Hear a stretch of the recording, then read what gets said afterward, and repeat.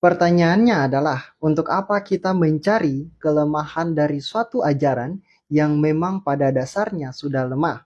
Bahkan bisa dikatakan lemah dalam segala aspek, entah itu dari segi pengajarannya secara teologis, historisitas atau sejarah, pengetahuan, bahkan lemah dari segi moralitas.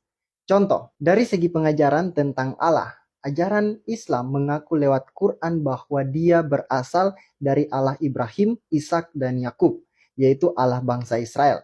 Tetapi setelah membaca beberapa ayat lain dalam Quran, mengindikasikan bahwa Allah Quran itu bukanlah Allah Ibrahim, Ishak, dan Yakub, yaitu Allah bangsa Israel.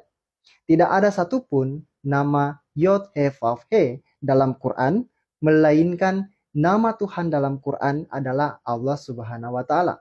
Nah, Quran menolak kebapaan Allah seperti yang tercatat di dalam Quran surah 5 ayat 18. Sedangkan dalam Alkitab menyatakan bahwa Allah adalah Bapa bagi Israel dan Israel adalah anak-anaknya.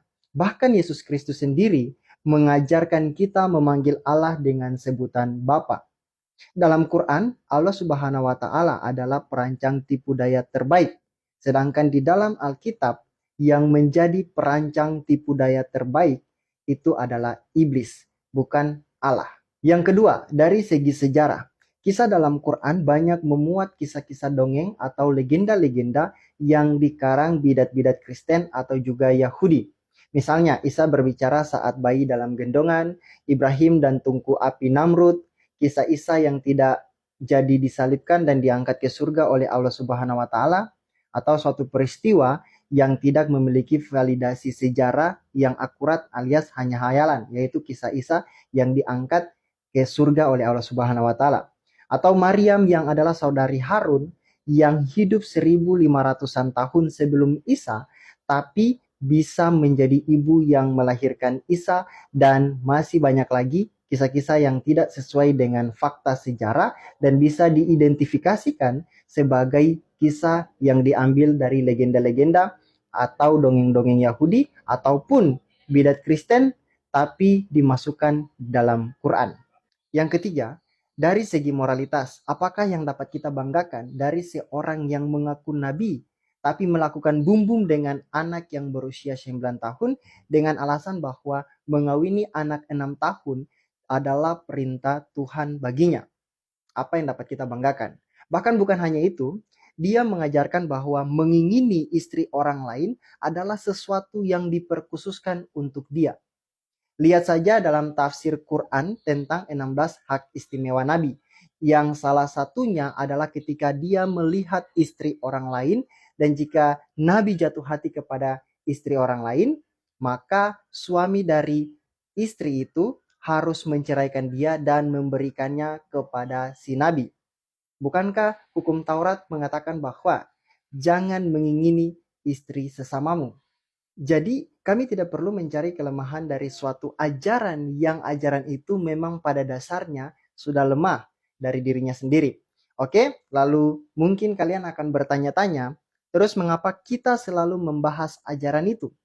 Ada pepatah yang mengatakan bahwa ada asap berarti ada api. Tidak ada akibat tanpa sebab. Dalam ajaran Kristen, tidak satupun ayat Alkitab menyinggung bahkan berbicara tentang Islam secara langsung. Tetapi semenjak munculnya Nabi Arab sekitar abad ke-7 dengan ajarannya yang selalu berbicara tentang Nasrani yang pada akhirnya membuat banyak pengikutnya bingung, yang mengharuskan kita meluruskan segala sesuatu yang disalahpahami oleh Nabi Arab itu dan bahkan pengikutnya yang sekarang, supaya mereka tahu bahwa keyakinan mereka yang selalu menyerang dan menyalahkan iman orang lain itu sebenarnya pada dirinya sendiri telah ada kesalahan-kesalahan fatal, dan kami hanya menunjukkan kesalahan-kesalahan itu mulai dari kesalahpahaman teologis, moralitas, dan hukum-hukum yang diklaimnya berasal dari satu sumber, yaitu Allah Subhanahu wa Ta'ala. Jadi jangan playing victim, sebab bukan kamilah orang-orang Kristen yang memulai duluan perdebatan ini, tetapi Nabi Arabmu yang memulai duluan. Bahkan sebuah buku yang ditulis oleh salah seorang Muslim sendiri, yaitu The Muslim Jesus oleh Tarif Khalidi, mengakui perdebatan itu secara tidak langsung dimulai oleh Islam terlebih dahulu dengan menyatakan bahwa Isa dalam Islam hanyalah sebuah polemik. Silakan berpikir.